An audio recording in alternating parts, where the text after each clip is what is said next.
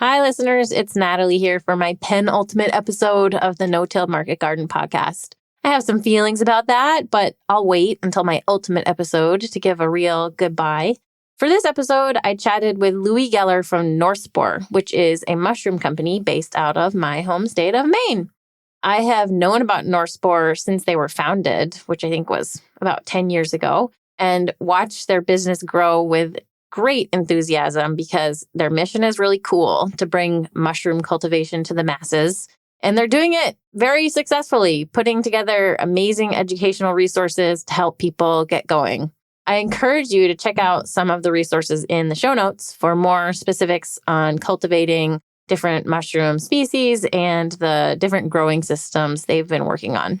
I got a little bit flustered during this conversation because my recorder and SD card was having some issues. And there are times when you'll hear that it kind of skips some of our conversation. I'm sorry. I apologize to you. And also big shout out to Michael, who does the editing, because this one was a little bit of a doozy.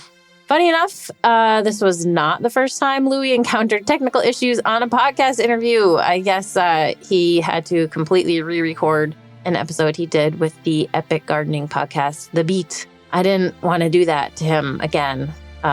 So here it is, our conversation. I still think it's really interesting. We talk about fungal ecology, what mushrooms need to thrive, and how you can introduce them to your farm or garden. There's a lot of energy around mushroom cultivation, and it feels like one of the really positive things happening in our food and farming culture from a bunch of different perspectives, as a really nutritious part of people's diets, as a way people can grow their own food and connect with one of the most amazing parts of the natural world, and as a way farms can diversify their offerings to customers. I'm getting hungry just thinking about it. So without further ado, here is my conversation with Louis.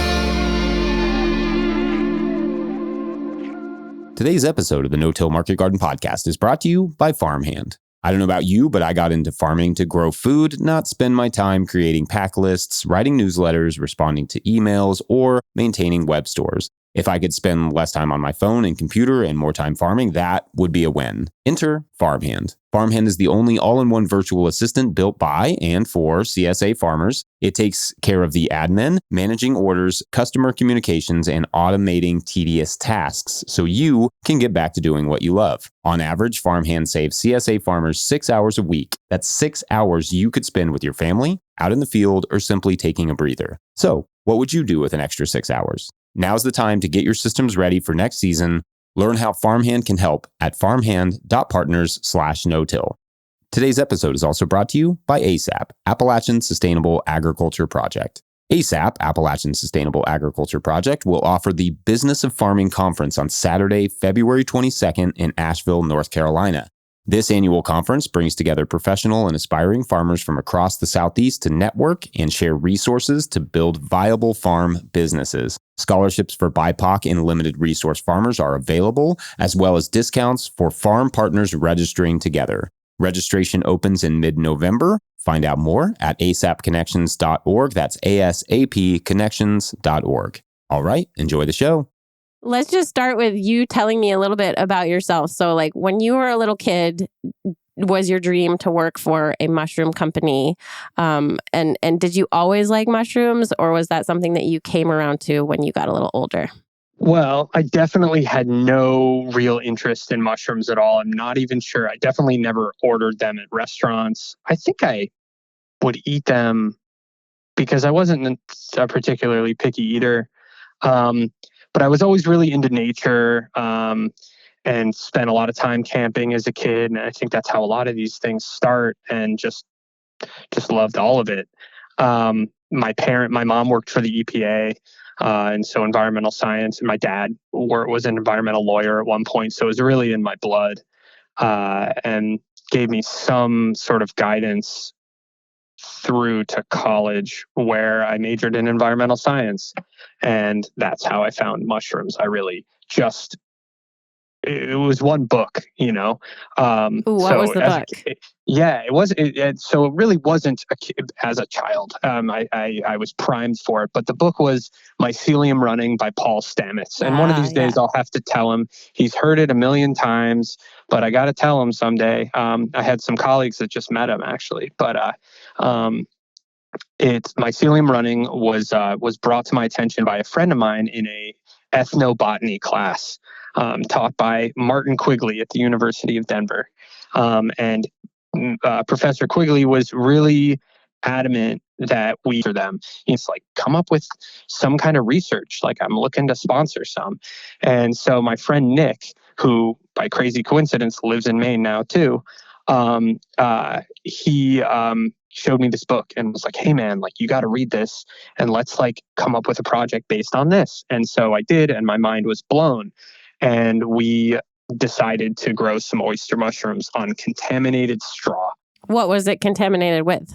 So we went to some mine runoff sites in Colorado and collected like super contaminated water from various runoff points. And it was really interesting. You could just see how like some of them had a little bit of moss growing, some it was just like dead, and some it was like red, and like they were like, it was just clear that there were like different heavy metals happening in each water type. And the whole point was to show that these oyster mushrooms could pull heavy metals out of the substrate. So we soaked straw in that and then grew oyster mushrooms on it, and then had a physics professor zap the samples with his spectrometer and tell us the makeup. And lo and behold, it worked. The mushrooms can pull metals out of substrate. We're going to publish. It really was one of those success stories where along the way, I joined the Colorado Mycological Society. I bought a bunch of books and poured through them. And all of a sudden I was part of this community, and I was down the rabbit hole of becoming like a mushroom guy. It really was like the thing I needed that I had been looking for, that was kind of going to give me direction. That's great. And so it was not a culinary introduction to mushrooms. It was more of the environmental.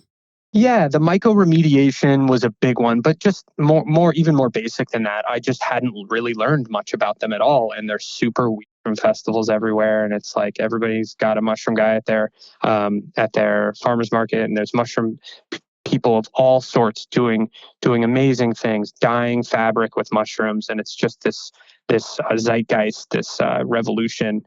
There's a guy who, gosh, his name is escaping me this moment, but he's very well known and has a festival called Radical Mycology, and a book. The fest is more like people call it Rad Myco, but the festival, and that's in the Pacific Northwest. The book is Radical Mycology.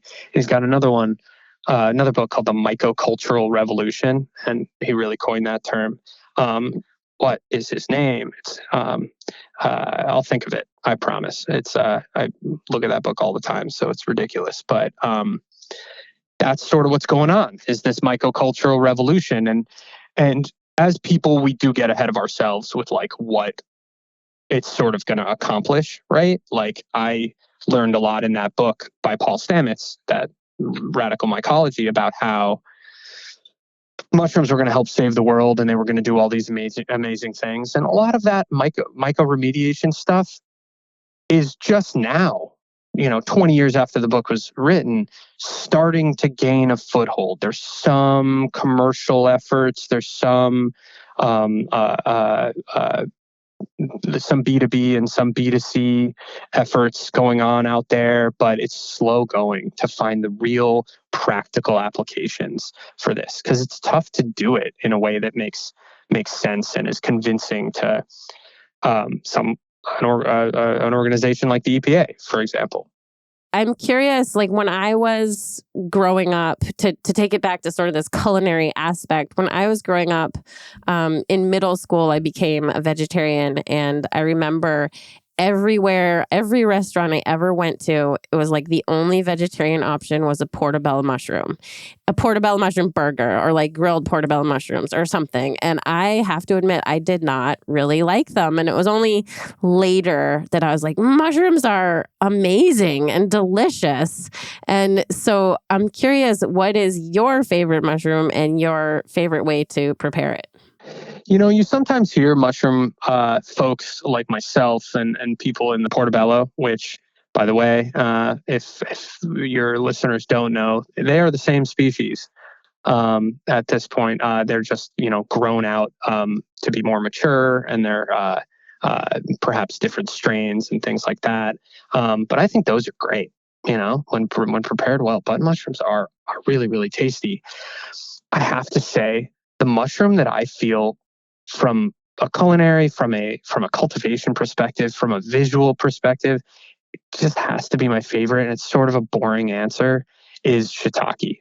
And there are others that I find to be amazing, especially wild ones. Like last year, I tried the chestnut bolete for the first time, and what a lovely mushroom. Perfect texture, like nutty flavor, like really, really good little bolete.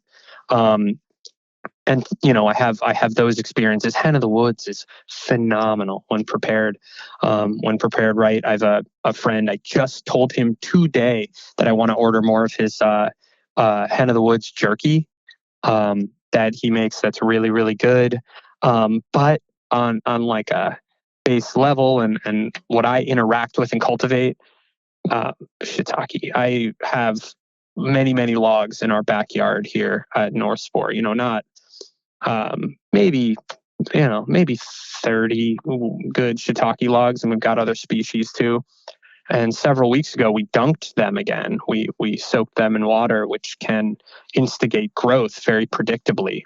And we just had logs covered in shiitake, and that's just and they're already 3-year-old logs, and that's just the coolest thing to me. So we got pounds and pounds out of that. So you mentioned North Spore, and I don't actually think that we clarified that you work for North Spore. Can you tell me a little? For North Spore, started off in a little garage in Westbrook, Maine, growing fresh mushrooms using sort of lower tech methods, just oysters essentially, and then grew from there when I started into just a larger fresh mushroom provider, into companies and just mushroom product supply companies. We kind of do everything in ways that almost nobody else does. We have a wellness line. We're coming out with mushroom coffee, and we have chocolate bars and tinctures. We have grow chambers like our Boom Room and Boomer Bin. We have spawn that we sell to hobbyists and farmers, and grow kits of various kinds. We sell dried mushrooms, and we do events.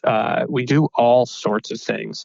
And so from when I joined, 75, 80 people, which is amazing to see. And we're known kind of far and wide internationally. And a big part of that is our YouTube presence.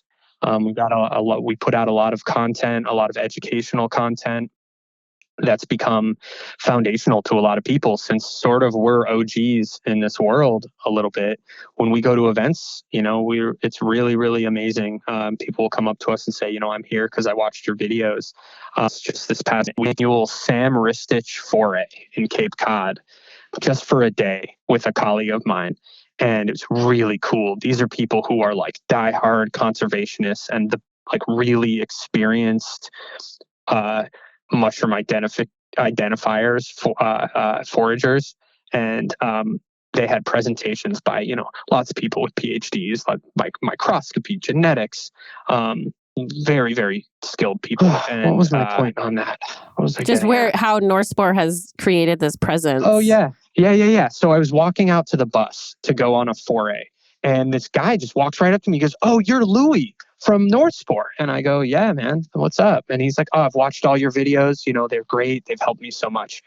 And that kind of like spontaneous stuff happens, especially in that kind of scene, right? Yeah. But it's cool that is an element of what we do. as Yeah. well. And so we've shaped, I think, a lot of the mushroom scene in a way that's hard to quantify. That's amazing. So we have a little studio space in the mill that we used to be in. Now we used to be in the Dana Wart Mill in Westbrook, and now we're in right on Riverside in Portland, like 8 minutes away from there. But we were in there, and it has these big windows. It was getting really hot, and but we really loved those guys. We really enjoyed hanging out with Epic Gardening, and we showed them around our facility, and we inoculated logs with them, and so it was very comfortable. Jacques is a really good guy, and so it was, not too big a deal to keep just talking about mushrooms. You're like, but, okay, do we attempt to have the exact same conversation again, or do we just have Yeah. a different conversation? Yeah. Right. There's always something weird, like, did we say that already or not? Right. Like, yeah. Right. Yeah. Especially when you're sleep deprived. Mhm. Okay, so North Spore is now one of the sort of leading mycology companies in the country, which is amazing, and it's great to have you all so close in Maine. My mother loves getting the little boxes for people for Christmas gifts, and it is super fun. Kids love it. I'm wondering though, those are sort of something that those are not about price. Those are about like having the experience, having these amazing mushrooms. But when it comes to commercial growers, what are you supplying for them? And just, can you tell me a little more about the commercial grower side of your operation? It's funny. It seems obvious to you that it's not really about price. And what you mean by that is it's not necessarily about like the value of the mushrooms you're growing versus buying the mushrooms at the store. And I should clarify that like a lot of those mushrooms need reasons. Like you can't get them at the store, even if you could. It's just yes. Sorry, go ahead. Right. But and that's totally true. There's so many reasons why it has the value it has, and it's the experience, it's the convenience, and the freshness and the species that we're offering. But so many people reach out to us and they go like, well, am I going to get enough mushrooms to make this worth it? And actually, the truth is, I think you really can.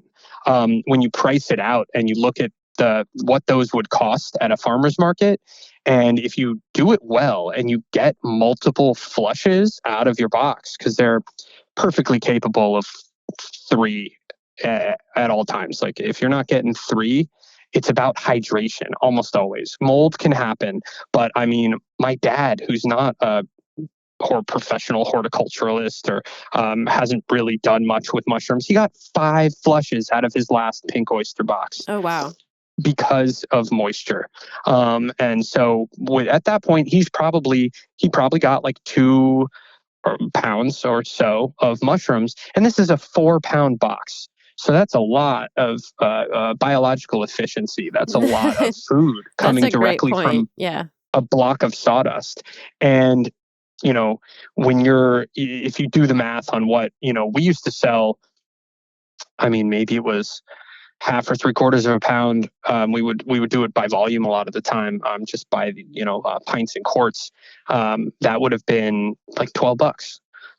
So you start to do the math on it, and it starts to make a whole lot more sense if you're doing a good job there. But yeah, that the point is more for the experience, and it doesn't make sense if someone wants consistent mushroom production to get endless spray and grow kits. That definitely doesn't make a lot of sense. And we have other options. I could go into those options if you would like. Yeah. Sorry. Yeah, I would. No, for sure. It's definitely a progression that we think of, give people this clear path into mycology. And the first step, and it can be a little confusing to people, is going to the fruiting blocks. And the fruiting blocks are essentially the same thing as the spray and grow kit. They're typically a little larger. Not typically, they're a pound bigger. And they don't come in a fancy box with a little sprayer. They're just in their bag with a sticker on them. And that's more if you already know what you're doing. If you already have a sprayer, if you already if you want to get a bit more out of it, maybe you have a grow chamber already. And we offer all of those spray and grow kit species plus a bunch more. And so there's a lot of people who just get fruiting blocks, but even that can get expensive. And then so people talk about, okay, can I make my own fruiting blocks? And we sell spawn. And I would say the vast majority of our commercial growers are buying spawn. There are other models. There's another company here in Maine called Cap and Stem, and they sell larger fruiting blocks. And the goal for them is hundreds of mushrooms, sells them, and that's their model. They never deal with spawn. They're never actually creating the fruiting blocks. But most of our customers, our commercial customers, are. And one bag of spawn, it's a 6-pound bag of grain that is fully colonized. It's millet and wheat. And one of those bags can make, 20 to 40 fruiting blocks, let's say, depending on how big your bags are and what your spawn rate is. But that makes it really, really efficient. So that sort of converted it into efficiency. Like, okay, you've got, from the 4 pounds of substrate, you end up with these, 2 pounds of mushroom and the efficiency of that. But so rewind a little bit. Basic fungal ecology. What do fungi need to grow? And why are there some mushrooms that you can cultivate and some that must be wild harvested? Yeah, these are really important questions. I was using some big vocab words there that are important to kind of get to. A lot of this, we know sort of intuitively, or people kind of will ask the question, and then it makes sense because it does. That mushrooms are about 90% water. So number one, they need a lot of water, a lot of moisture. And all of the mushrooms that we are growing are saprotrophs, meaning they eat dead stuff. They're like external stomachs. They're exuding chemicals, just like our stomachs do, enzymes to digest their plants, more like us, in fact, because they're not, the plants are autotrophs. They're going photosynthesis. It's a whole different ballgame. And the ability of fungi to digest lignin and cellulose and free up the nutrients within and make those things available for plants again is the whole beautiful cycle of life right there. And it's so crucial for the forest. So they need light. Do I just need to stick these in a dark basement or a dark closet? They don't like light. Light will ruin them. No, totally wrong. Think about a dappled forest. Think about that. It's low light, but it really has more to do with humidity. If something is being blasted by sun, it tends to have lower humidity. So they find those really humid areas. It's more of a relation there than it is about the light. And they do need light. They'll produce vitamin D. They'll produce pigments. They grow better around light. It's important to have some. But, just natural light from windows tends to be enough. But really, really interesting. So you got light. And then the other is airflow. They breathe like us. They inhale oxygen and they exhale carbon dioxide, and they need a lot of it sometimes, especially something like oysters need a ton of it. Really, it's almost like as much fresh air as we do. And that's just a critical thing to think about is gas exchange. You can't just grow mushrooms in a closed terrarium. There needs to be thought out gas exchange, and the mushrooms will tell you if they need air. They'll grow in a mutated fashion, in a very distorted way, if they're starved of oxygen. And not just air above ground, but they also need air in the substrate that they're growing on, right? Like I was watching one of your YouTube videos, and I loved that someone said something about thinking about particle size of the substrate because you need to keep it aerated. Yeah, you don't want too much compaction, definitely, and too much moisture and compaction together, you get anaerobic conditions, and that's really not good. When we first started growing mushrooms, and actually, I started this way, funny enough, but it wasn't at North Spore. Is growing in 5-gallon buckets using straw, and that is really good for oyster mushrooms. And you don't need super sterile conditions. You don't need to be super clean about it. You don't need giant pressure cookers. Pasteurizations. We used hydrated lime to get to a pH of about 12.5, and the straw it drains well, right? And the oysters can then get into that clean substrate, and they actually like it a little basic, and just take over.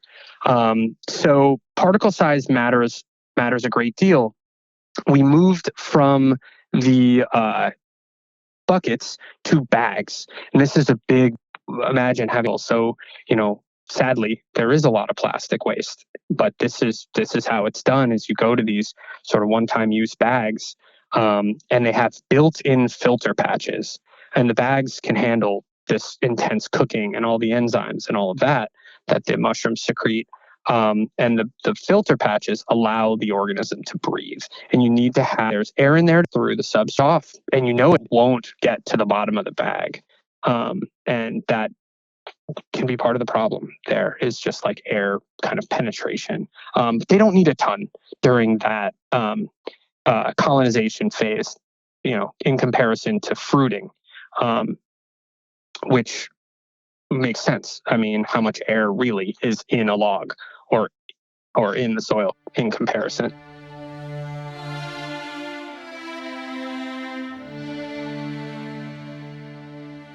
Today's episode of the No-Till Market Garden podcast is brought to you by Ohio Earth Food. If you grow plants, you know that to a farm of any size, your soil is your most steadfast partner, an asset worthy of investing in.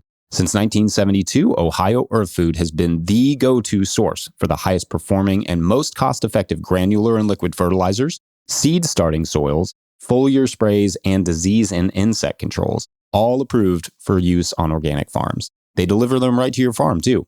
Don't count on luck this year. Start your seeds in their Plant Pro and the Seed Catapult potting soils, and put their ReVita fertilizers in your soil before you plant, and rest assured that your plants will have all the nutrients, stimulants, and energy for whatever comes their way. These natural blends utilize compost, kelp, and humate, and are low salt index safe for high tunnels. Feed your soils and let your soil feed the plants. Visit them at ohioearthfood.com, now with branches in Ohio and Wisconsin. ohioearthfood.com. All right, back to the show. I've never taken any formal class on mycorrhizae, or I took I've taken a couple soil classes, but they were different. They were more like geomorphology and hydrology. I never took like makeup of the soil in terms of the organisms within it, and much less fungi. That was definitely not offered at my school, and I'd love to do so now. And it's just something that I think about a lot, and it's so fascinating. So getting back to the ecology, that question. Why can you cultivate some mushrooms and some not? Right. I mentioned everything we grow can just grow on dead stuff in a bag.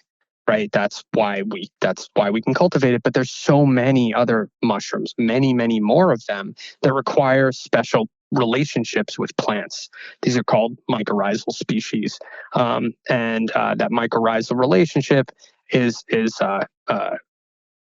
prevalent in 95% of plants. And so because they require this relationship, the forest is the only place you're really going to get them. Now, we can start to think about cultivating these things alongside plants, and there's maybe ways to do it. You can grow a forest, you can do agroforestry, and I think mushrooms will have a place in that more and more. But kind of getting into what's happening there a little more, is it's sort of an exchange of goods. It's a marketplace of nutrients where the tree may be providing a bunch of carbon and whatnot to the mycorrhizae, and the mycorrhizae is providing phosphorus, and sugars, and water to the tree. And there are species that are producing mushrooms that do this. Some of our favorites, like chanterelles, but there's also stuff that we'll never see that's living within the roots and living within the soil, that's making this all happen. And even pervasive, connecting tree to tree in the woods. And so these mycorrhizal species are wonderful, very special. Another one, porcinis. People ask us pretty regularly. They'll send us an email, "Hey, can you help me grow porcinis?" And the answer is no. Unfortunately, we really can't. That's just beyond us at this time. People have cultured chanterelles, I think, and but the best thing you can do is try and spread them potentially in the area by like a around. May have some of how clear that is in terms of that being able to work. But that's the big difference, is why we can grow certain things and why we can't grow others, is because these others are mycorrhizal, and that's why foraging is so wonderful and special. You talked about spawn and substrate. Do certain species prefer certain substrates? What are the different options for substrates? And then I guess we'll get into sort of the different growing methods that people are using. Yeah, it's really fast. Every organic material on the planet probably has some fungal association breakdown. There's some fungus that has evolved to break it into its constituent parts, whether it's the antlers of a deer or elephant dung. There are fungal species that are specialized to all of it. There's an estimated, I think I saw the number yesterday, actually, 2.2 million to 3.8 million species of fungus. And, we are rapidly learning more of them, but we've only identified, I think maybe it's a couple 100,000, maybe. And so they're eating everything. And there are primary decomposers a lot of the time that we look at in our woods, for example, that come in right after a tree dies, or when there's damage or a dead portion of the tree, or maybe even they're alive and it's diseased. So they act sometimes more as a parasite. But there's those primary decomposers, and then there's secondary decomposers that come in, and there's just a whole succession that can happen. Just like when a whale dies and falls to the bottom of the ocean, and you get all these different creatures that come in. I like to think of a tree kind of like a whale in that way. But when you have really, really broken down material, think manure, you have all those other species that come in that really like the manure, the well composted material. Oysters aren't going to really love that very much, but agaricus species like the button mushroom love that. So that's they definitely want different things. It's all about the proportion of available nutrients within.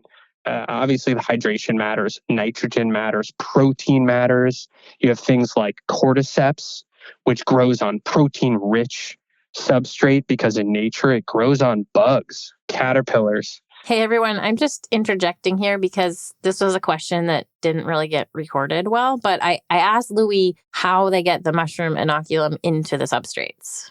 The industry is just using grain. You could use oats and wheat and rye and corn and millet, any of that. And you're basically cooking and hydrating grain to a certain degree, sterilizing it, and then you're introducing the organism either through liquid culture or agar. And so you can actually take a clone, essentially. It's sort of like grafting. You can take a piece of the mushroom and you can put it on a plate and you can on an agar plate and spread that mycelium. It'll spread right from the tissue, and then you can take pieces of that. You can put that in liquid. You can put it on new agar plates, or you can put it right to grain, and it will spread. And it's just a process of extrapolation from there, where we do it this way. We take pieces of agar and we inoculate 3-pound millet and wheat bags, and then when those are colonized, we actually use that to make a bunch of our 6-pound spawn bags. And then those bags will or so each time. And it's all the same individual. It's all the same organism. Our blue oyster, it's like the same person, so to speak. It's the same strain throughout. And a great analogy that I use all the time is apples. If people orchardists took the seeds from a Honeycrisp apple every time they grew the apples and then grew from seed, they wouldn't have those same apples anymore very, very quickly. So they want to keep that genetic trait, those genetic traits.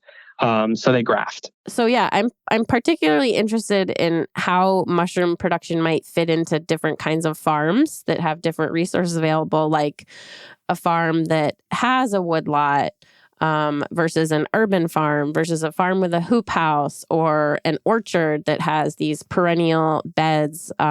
So what are the different ways that mushrooms can fit into these operations? It's such a good and timely question to help with a larger project we have of kind of turning all of our knowledge into some modules, really educational modules, and it's going to be awesome, into sort of courses that kind of are the best resource with all of our information kind of in one cohesive place that can bring different types of customers through this journey. And we got this grant for outdoor cultivation, which is really my specialty. And so I'm sort of starting there. And one of the kind of mandates of it is that we have an event for farmers. And so we have something that we do every year called Mycology Outside. And it's like a mushroom camp, and we're going to, I think, try. Maybe we'll tailor that towards like a time to really get farmers some hands-on experience with this stuff. But we think a lot about what this can do on a farm, and there's a lot of historical precedent for some of it, right? Shiitakes. They've been grown for 1,000. Really, the leader created this incredibly crop that works all over the place. It works really well here in New England. And so farmers can absolutely utilize that.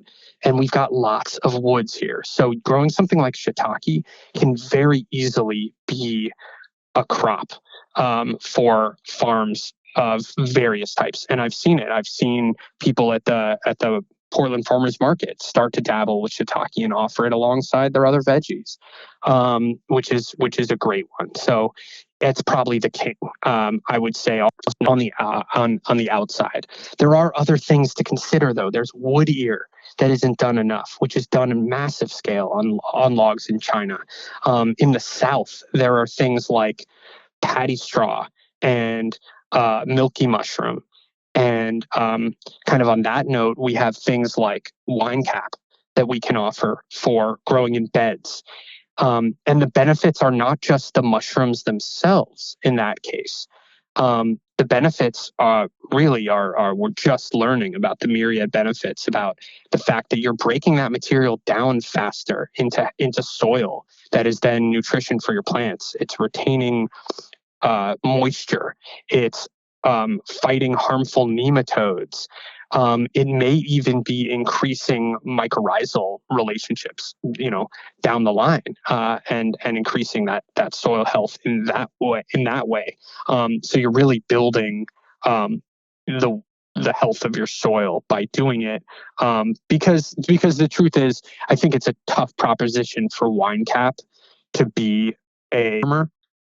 It's just not going to be as easy to predict what it's doing and get a consistent amount out of it. When it's there, sure, sell it. A lot of people do.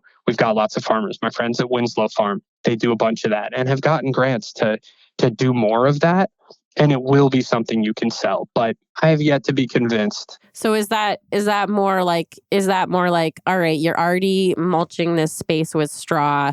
You might as well throw some inoculum out there and just see what happens. Like it's a low.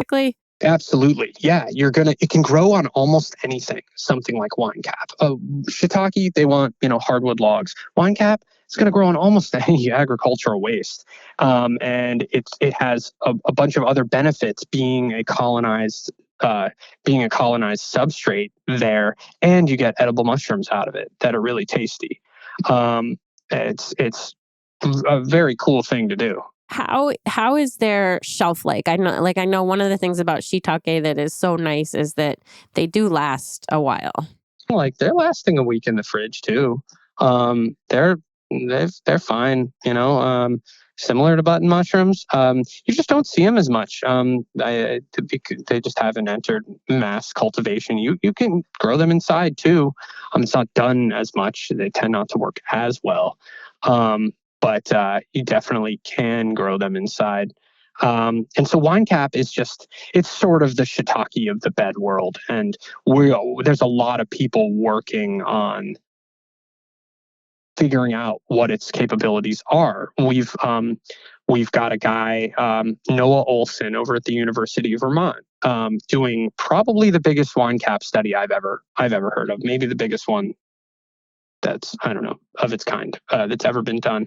But I think we gave him more than 150 bags of spawn, and he was basically testing wine cap in many, many different scenarios, using cannabis waste around cannabis plants, to see what the results are. What does it do to their growth? And he's finding all sorts of interesting things. I'm eager to see his results. This is his second year, and I think that's going to be, I think it's 2 years, and then we'll see what he kind of comes up with there. But that's really interesting. I'm writing his name down as someone I could maybe talk to in the future, because that sounds really interesting.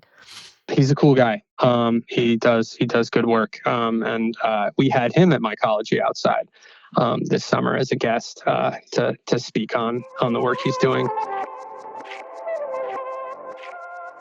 Dense, tough mycelium bricks, sawdust blocks, and you can take those, you can bake them, and you've got mycomaterials. You've got they're very resistant to all sorts of things, to various rots and fire, and is that what they're using for? I know there was a surfboard company that was trying to use mycelium. Is that what they're using? Almost certainly. Okay. They're almost certainly using reishi. Like, I don't know. People are trying to keep this sort of thing secret. I don't know. I don't care. But it's I can tell them to edit that out too if that's not. No, I don't think you need to. I'm not beholden to the surfboard company. Right? I do know that they, along with other companies who are trying to do things in the ocean, it's very difficult because the ocean is tough and eats everything. And so that is still a very tough challenge. Things are not holding up. There hasn't been really the breakthrough yet in figuring out how to really keep, because even though these blocks are tough, they don't last more than, I don't know, a few months. Yeah. They still start to break down. I saw the ocean. I saw another company that was making coolers, like to replace styrofoam coolers. Yeah. And that's a great use case. Yeah. Okay, so there's just so much to talk about, but you mentioned that wine caps are sort of like the shiitake version, like entry level bed producing mushrooms. So if you're looking to get started, and you've got logs, then shiitake is a great option, easy. And if you got beds, wine cap is an easy option. What are some of the other log options, bed options, and is there a growing method that we haven't talked about? Yeah. So logs, there's a bunch of other ones. I have some chestnuts, for example, growing on logs right now out back. I probably missed them. I was going to harvest them a couple days ago. And they were already like full grown. But yeah, chestnuts on some maple out back. Things like oysters, reishi, um, head of the woods. You can grow lots of things on logs, and they have varying degrees of difficulty and yield and things like that. You can grow lion's mane. Lion's mane actually works great. It just isn't going to have the yields that shiitake has. But it find them in your backyard. Idea of success. I talked about this a little bit earlier, so that's perfect. You might start with wine cap, and you get your wine cap. Maybe the bed lasts 2-3 years, and there may be other mushrooms that appear, natural weathering, and all the work that the mushrooms do to break down that material. And you've harvested a bunch and you've eaten a bunch of wine cap and you're real happy with it. Well, you end up with this pretty broken down material. You could then plant more of a secondary decomposer into that. Something like the almond agaricus, which is a relative of the button mushroom that we sell. It's more delicious. It smells like almonds. It's really good. And it likes composted material. So then you could plant that and get a whole other crop and continue to break that down using something that's more specialized to that, which I think is really great. So the almond agaricus likes, if you already have more manure on hand, and then you can just start with almond. You don't want fresh manure, by the way. You want it to be weathered. You want all the ammonia and stuff gone. But you can grow oysters in beds. You can grow chestnut in beds too. You can probably grow piapino in beds. You can grow blewit in beds, which is something that I need to do this fall before it gets too late. The blewit is Lepista nuda. It's a purple mushroom that's very like fragrant, and it comes after a frost, usually up here in Maine. And it's just a really delicious, like delightful mushroom. And cultivating it is sort of on the fringes, and it works. It's not going to be super productive, but it's a really cool way to use leaves. Everybody's got these big bags of leaves, and they just put them by the curb, and it's such a shame. It's such a useful resource, creating leaf mold and using that as a mulch. And there's so many things you can do with it. And one of the things you can do is just put it into a bed and inoculate the bed with blewit. And it really loves leaves. That's definitely the key ingredient. Do you find that whole leaves are okay, or that it works better if you chop the leaves up into smaller particle size? Like I know when you're using leaves as mulch, it's kind of it can get kind of anaerobic if you just use the leaves because they sort of pile together like plates. Is it similar?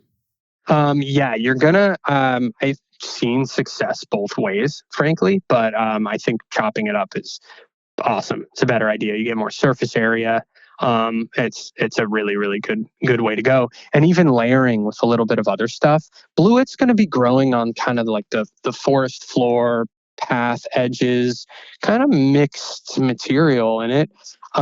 It's gonna like some woodier stuff in there. So to kind of add some aeration, you could throw in a layer of wood chips to keep things from getting too compacted, or even mix it all up. We often layer, and we talk about sort of the lasagna method. It's the easiest, but things could be mixed more if you wanted to mix in some chips to add some different particle sizes and have better aeration in some chopped leaves. Like, go for it. Or even just wood chips on top as like to help hold in moisture. There's a lot of different ways to do this. And as long as they have access to that food source they like, they'll go after it. It may take some breakdown of those. It may take a while. These things, you have different time frames, logs, they need to colonize for a whole year. And some beds, it's more like 2 to 4 months. Blewit, it seems to be more like a full year or close to that, and a lot more about. I definitely wouldn't claim to know totally how this one ticks and what it's capable of, but I just love that we know it loves leaves, and it likes the cool weather. It's just another one kind of on the shoulder seasons. Yeah, that's kind of nice. It's nice to think about the seasonality of things and being able to offer, not just yourself, but being able to offer your customers a really cool mushroom this late in the season is nice. Right. Yeah. I think that it has be able to deal with the harsh temperatures and just kind of get in there right at the end when you're doing a lot of your other fall cleanup and um, fall planting things. And you can do that with wine cap too. But it's certainly one to think about. Like you might not do that with almond because almond's a warmer weather one. You want to do almond in the spring, you know? And so they definitely do. It is something to consider. You mentioned earlier that the main reason why folks might not get the number of flushes that they really could, why they might not maximize the potential, is water. So can you talk a little bit about managing water for mushroom production? Yeah.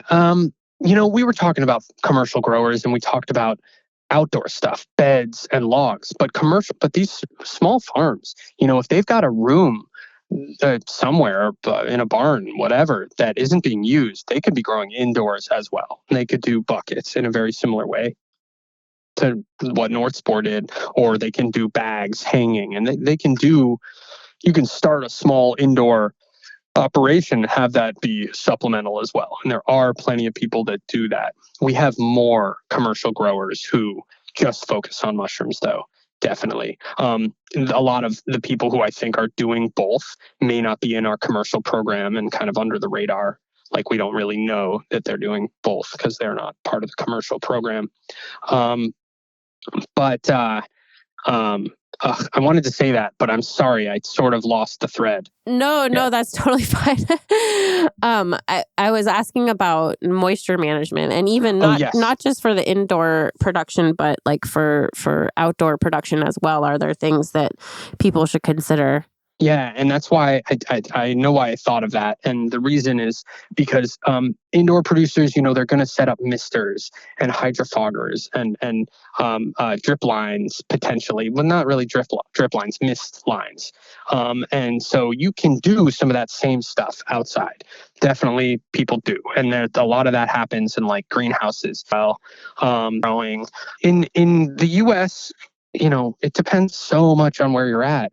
In Maine, you really just want to water them during the or in anywhere in New England, really. You really just want to water during the drier periods. But you got to think about initial edit, like dunking your logs. You want to think about a water source. It's called a forced fruiting, and it's really very, very useful and important if you want to get the most logs next to a stream or a pond. Our friends at Winslow Farm, they've got a right there where they keep their logs. We just use a big trough, but having a hose that can go out to that to think about these things. And we had a long dry period. You know,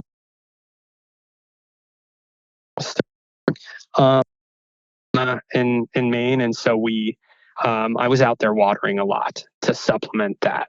And so when you put the mulch, that's typically an easy thing to dry. You're going to be watering your plants, and by extension, you're watering the substrate. But it is just super, super key to think about. And again, the mushrooms will tell you a lot of the time. They're going to grow during when there's big temperature drops. And I have some theories that, obviously the temperature drops and rain and stuff, there are pressure changes as well. But I wonder if indoor you could manipulate some pressure, atmospheric pressure, and it would instigate growth. I'm thinking about that a lot. Yeah. Yeah, those changes in the atmosphere and those changes in temperature and rain are going to cause growth. But you can do that artificially too. You really can. You just never want you always want substrate to feel sort of like a wet, wrung out sponge. We call it field capacity. And you want to try and maintain that. And logs, it's more like you never want to let logs go below if you can avoid it. I let some logs this summer because my logs are not in the best spot, get pretty dry, and you'll lose more bark and you'll get splitting and you'll get volunteer mushrooms when you are hydrating and drying. And hydrating and drying, you want to maintain like at least a 50% moisture content in the logs. And a lot of people, when they, especially for prepping firewood, will have moisture meters so they can just stick onto the log and it'll tell them. I'm curious, you mentioned the grant that you got. Is that a SARE grant? Or yes, it is. Okay. So the whole idea of that grant is to create educational videos for commercial growers. Essentially, yes. It's going to be targeting more of the commercial side than I think the hobbyist, although it's sort of the same. And it's just a matter of scale in a lot of it.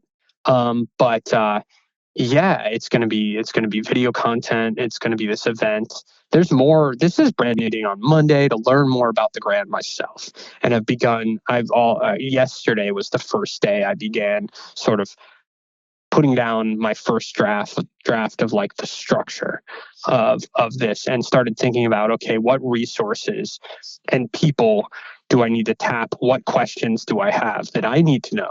Because there's a lot of stuff that like China is doing that I need to like see how much I can learn about. And there's a lot of farms out there, large scale shiitake farms, that may be doing things that I'm not aware of.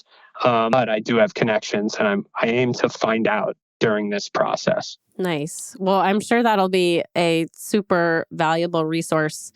And the resources you have on your website and your YouTube channel are already great. And I will drop some of the other ones that you mentioned, like the Cornell small farms, and into the show notes. And so people will have access to a lot more resources, because I know it's we could do a whole show about just the nitty gritty of mushroom production. But I'm really glad we, fungal ecology and all of that. So it's been really great talking with you, and maybe we will have another conversation in the future.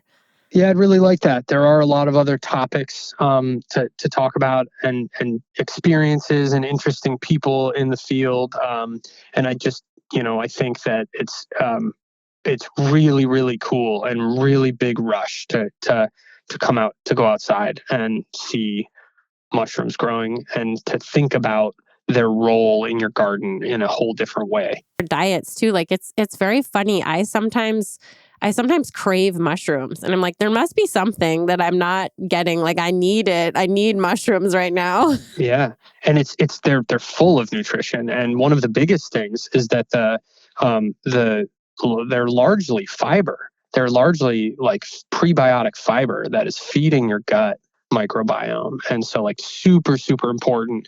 I always have like one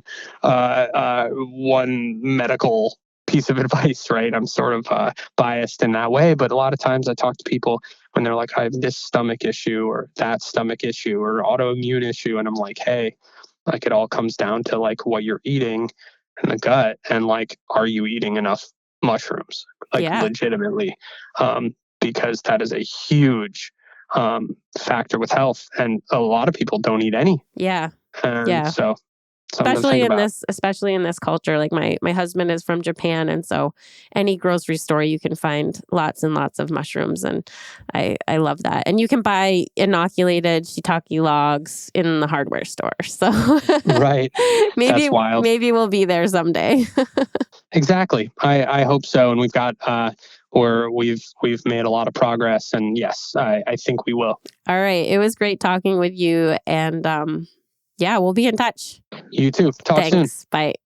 Thanks again, Louie, for chatting with me. I wish we had an opportunity for a follow-up conversation, because there's so much we didn't cover. But I also know that their YouTube channel and educational resources are incredible. And that's really where you should head if you want more information. All right. I will see you all next time for my ultimate episode.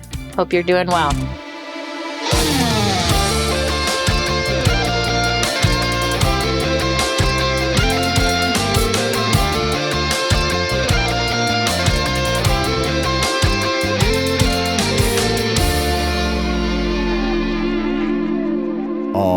hope you enjoyed that episode. Always make sure to check the links in the show notes for how to follow our guests and hosts.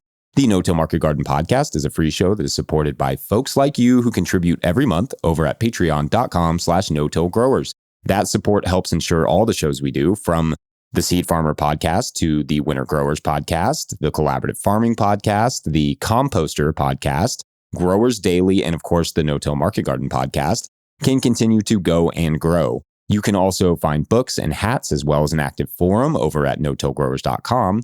Huge thank you to editor Michael Sellis and producer Jackson Roulette for all their work on this show and the rest of the team over at no-tillgrowers.com. Otherwise, thank you all for listening, and make sure you are subscribed wherever you're hearing this so you don't miss the next episode of the No-Till Market Garden podcast. See you then.